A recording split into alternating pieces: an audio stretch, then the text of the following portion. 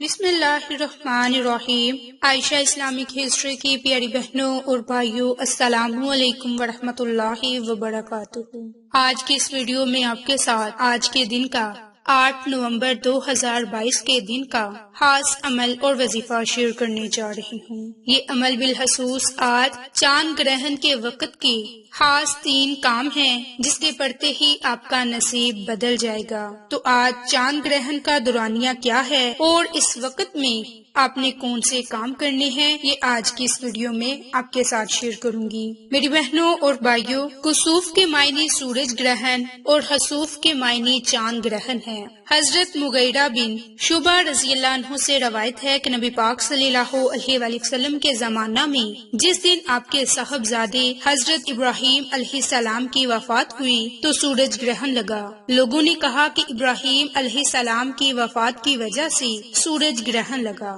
حضرت عائشہ رضی اللہ عنہا بیان کرتی ہیں کہ اس پر حضور نبی کریم صلی اللہ علیہ وآلہ وسلم نے ارشاد فرمایا کہ بے شک سورج اور چاند اللہ تعالیٰ کی نشانیوں میں سے 2 نشانیاں ہیں، کسی کے مرنے اور جینے سے ان کو گرہن نہیں لگتا، پس جب تم ان نشانیوں کو دیکھو تو نماز پڑھو۔ باحوالہ صحیح مسلم۔ میری بہنوں اور بھائیوں، جب یہ سورج گرہن لگے تو نماز کسوف ادا کریں، اور جب چاند گرہن لگ جائے تو اس وقت میں نماز خسوف ادا کریں۔ چاند گرہن کے وقت بھی چاند صاف ہونے تک نماز پڑھتے رہیں، مگر علیحدہ علیحدہ اپنے گھروں میں صاف ہونے تک نماز پڑھتے رہیں، اس میں جماعت نہیں۔ چاند گرہن کی نماز کی نیت کرتا ہوں یا کرتی ہوں 2 رکعت نماز نوافل خسوف قمر کی، واسطے اللہ تعالیٰ کے رخ میرا قبلہ کی طرف، اللہ اکبر۔ اس طریقہ کار سے آپ نے نماز خسوف ادا کرنی ہے اور یہ 2 رکعت نماز نوافل پڑھنی ہے، اور یہ نوافل آپ نے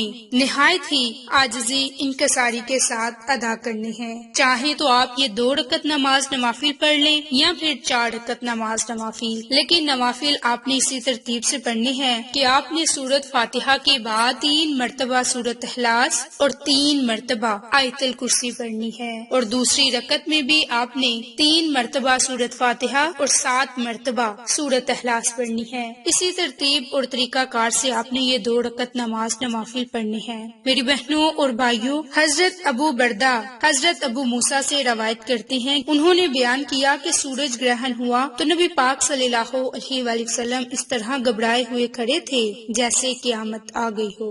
آپ صلی اللہ علیہ وآلہ وسلم مسجد میں آئے اور طویل ترین قیام اور رکوع اور سجود کے ساتھ نماز پڑھی۔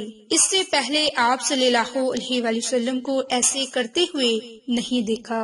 آپ صلی اللہ علیہ وآلہ وسلم نے فرمایا کہ یہ نشانیاں ہیں جو اللہ بزرگ اور برتر بھیجتا ہے، یہ کسی کی موت اور زندگی کا سبب نہیں، بلکہ اللہ تعالیٰ اس کے ذریعے اپنے بندوں کو ڈراتا ہے۔ جب تم اس کو دیکھو تو ذکر الہی، دعا، استغفار کی طرف دوڑو۔ لہٰذا چاند گرہن اور سورج گرہن کے وقت ہمیں تعلیمات نبوی صلی اللہ علیہ وآلہ وسلم کے مطابق اللہ کی طرف متوجہ ہو کر نماز، دعا اور استغفار میں مشغول ہونا چاہیے۔ باحوالہ صحیح بخاری۔ میری بہنوں اور بھائیوں، 2 رکعت نماز نوافل تو آپ نے ادا کر لیے، اب جو دوسرا عمل، دوسرا وظیفہ ہے وہ آپ نے اللہ کی راہ میں صدقہ خیرات کرنا ہے۔ صدقہ خیرات کو کہتے ہیں، اس سے مراد وہ مال جو اللہ تعالیٰ کی رضا کے لیے غریبوں کو دیا جائے۔ صدقہ وہ مال ہے جس کا ادا کرنا واجب نہ ہو، بلکہ خیرات دینے والا اس سے قرب الہی کا قصد کرے۔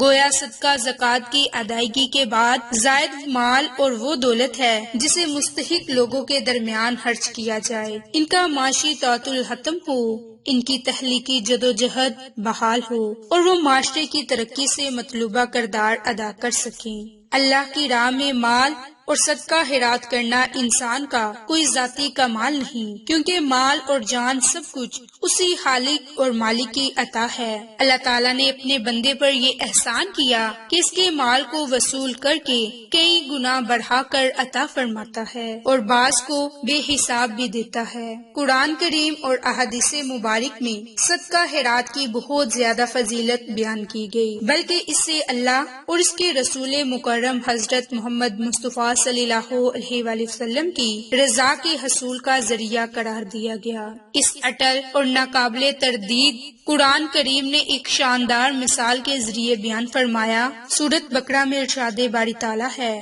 اور جو لوگ اپنا مال اللہ کی رضا حاصل کرنے اور اپنے آپ کو ایمان اور اطاعت پر مضبوط کرنے کے لیے خرچ کرتے ہیں، ان کی مثال ایسے باغ کی سی ہے جو اونچی سطح پر ہو اور اس پر زوردار بارش ہو تو وہ 2 گنا پھل لائے، اور اگر اسے زوردار بارش نہ ملے تو اسے شبنم یا ہلکی سی پھوار بھی کافی ہے، اور اللہ تمہارے اعمال کو خوب دیکھنے والا ہے۔ قرآن حکیم نے اسی تصور کو ایک اور مقام پر یوں فرمایا، اور بادیاں نشانوں میں وہ شخص ہے جو اللہ پر اور یوم آخرت پر ایمان رکھتا ہے، اور جو کچھ خرچ کرتا ہے اسے اللہ کے حضور تقرب اور رسول کی رحمت بری دعائیں لینے کا ذریعہ سمجھتا ہے۔ سن لو، بے شک وہ ان کے باعث قرب الہی ہے، جلد ہی اللہ انہیں اپنی رحمت میں داخل فرما دے گا۔ بے شک اللہ بڑا بخشنے والا، نہایت مہربان،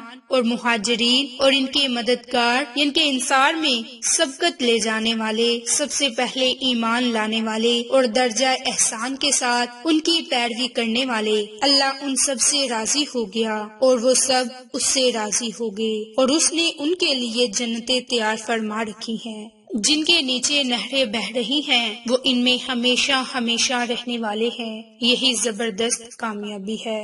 باہب اللہ سورۃ توبہ۔ پہلی آیت نے انفاق کے ذریعے وجوب کو قرب اور رضائے الہی اور قرب اور رضائے رسول کا باعث قرار دیا، تو دوسری آیت نے اس عمل کو احسان کے ساتھ تعبیر کرتے ہوئے رضائے الہی کی حقیقی اساس قرار دیا۔ میری بہنوں، اسی طرح احادیث مبارک میں نبی پاک صلی اللہ علیہ وآلہ وسلم کا ارشاد ہے کہ صدقہ مال میں کچھ کمی نہیں کرتا، بندے کے معاف کرنے سے اللہ تعالیٰ اس کی عزت کو بڑھا دیتا ہے، اور جو شخص بھی اللہ تعالیٰ کی رضا کے لیے عاجزی اختیار کرتا ہے تو اللہ تعالیٰ اس کا درجہ ہی بلند فرما دیتے ہیں۔ باحوالہ صحیح مسلم۔ میری بہنوں اور بھائیوں، آپ آج کے دن چاند گرہن کے دورانیہ کے وقت میں آپ نے اللہ کی راہ میں صدقہ خیرات کرنا ہے۔